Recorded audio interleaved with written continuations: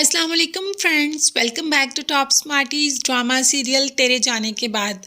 हमाद के स्टोर में नासिर ने सारा एक्सपायर माल डाल दिया, जिससे हमाद को काफ़ी नुकसान हुआ। मगर माहम ये बात मानने को तैयार ही नहीं कि उसके भाई ने ऐसा कुछ किया है।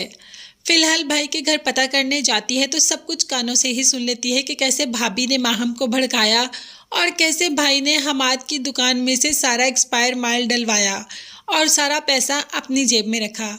अब तो माहम ने कानों से सुन लिया और उसको पता चल गया कि उसकी भाभी और भाई उसके साथ कितनी ज्यादती कर रहे हैं।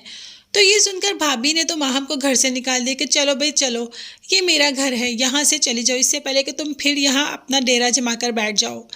माहम भाई को कहती रही, भाई देखें भाभी क्या कर रही है, मगर भाई ने कोई बात सुनी ही नहीं। अब माहम को एहसास हुआ कि कैसे हमाद से कहकर उसने सजल को घर से निकलवाया था। इसीलिए तो वो आकर हमाद से माफ़ी मांग लेती है और सज्जल तो पहले ही इस बात पर तैयार है कि माहम को भाई ना छोड़े, तो सज्जल के कहने पर हमाद माहम को रख लेगा। हमाद अपनी बहन की बात तो टाल ही नहीं सकता और अब माहम भी बिल्कुल ठीक हो जाएगी।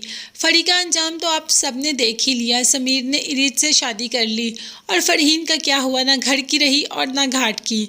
उधर जाकर माँ को खबर सुनाती है कि समीर ने मुझे धोखा दे दिया, समीर ने तो शादी कर ली।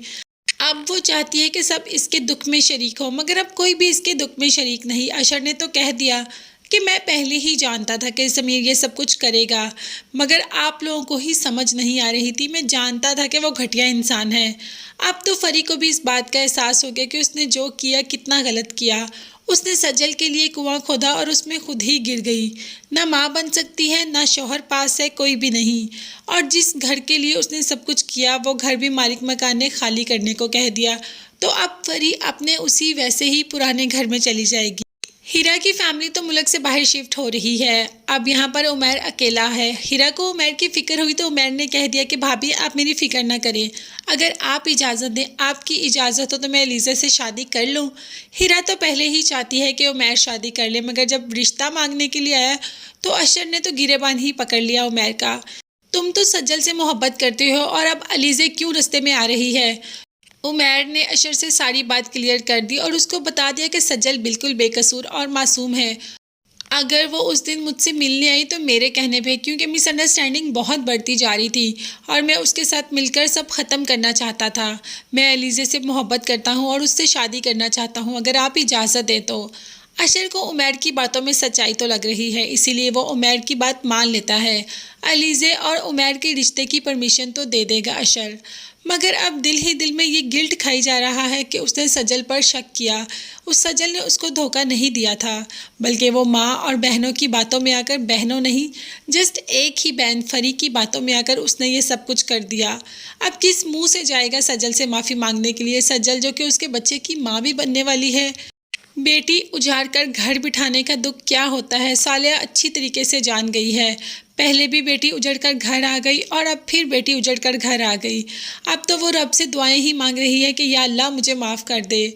और दूसरी तरफ हम देखेंगे कि अशर सज्जल को लेने पहुंच ही जाता है। सज्जल कोई गिला शिकवा करती ही नहीं, क्योंकि अभी वो करने ही लगती है कि वो बेहोश होकर गिर जाती है। तो फ्रेंड्स, यूँ सज्जल गिर तो गई, अब ये किसी खुशी की ही इलामत है।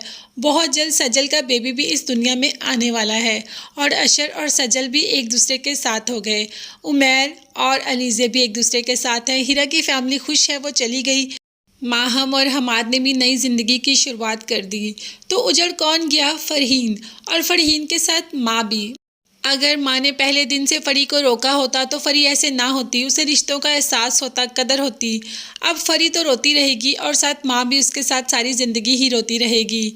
यहाँ पर उमैर और सजल भी एक साथ हंसी खुशी ज़िंदगी गुजारेंगे। एंड तो इस ड्रामे का बहुत ही अच्छा होने वाला है। तो इसी खुशी में चैनल को लाजमी सब्सक्राइब कर दीजिएगा। मुझे और मेरी फैमिली को अपनी कीमती दुआ में याद रखिएगा और बेल आइकन लाजमी प्रेस कर दें ताकि हर नई आने वाली वीडियो आप तक बआसानी पहुंच सके। अपना बहुत ज़्यादा ख्याल रखिएगा और अपनी कीमती दुआ में मुझे याद रखिएगा। नेक्स्ट वीडियोज़ तक के लिए अल्लाह हाफिज़, bye bye and take care.